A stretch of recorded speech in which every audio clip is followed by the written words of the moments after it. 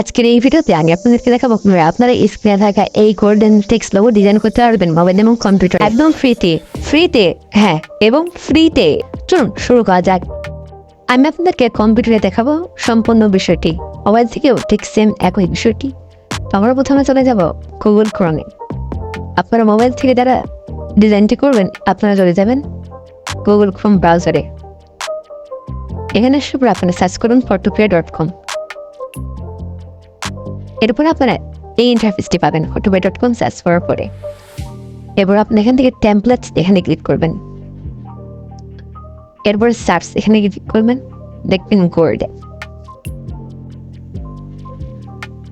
Golden লেখা search করার পরে প্রথমে যে ডিজাইনটি আসবে আপনারা এই চিত্রগুলো ক্লিক করবেন। ডাবল করার পরে আপনাদের সামনে ডিজাইনটা ওপেন হলে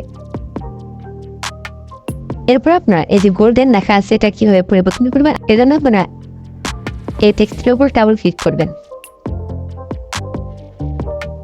সবার শেষে একটি ক্লিক করবেন, আমি এনে একটা ক্লিক করছি। এরপর সবকিছু মুছে দিই। এরপর আপনি আপনার লেখাটি লিখে দিবেন। আমি লিখছি। লেখাটি হয়ে গেলে আপনার এখান থেকে কন্ট্রোলে ক্লিক করবেন। এরপর আপনারা সেভ কিভাবে করবেন, সেভ করার জন্য ফাইলে ক্লিক করবেন, এক্সপোর্ট এজে ক্লিক করবেন। এরপর আপনার যে কোনো ফরম্যাটে এখান থেকে সেভ করতে পারেন। আমি জেপিজিতে সেভ করব। এবার আপনারা সেভে ক্লিক করবেন, তাহলে এটা সেভ হয়ে যাবে।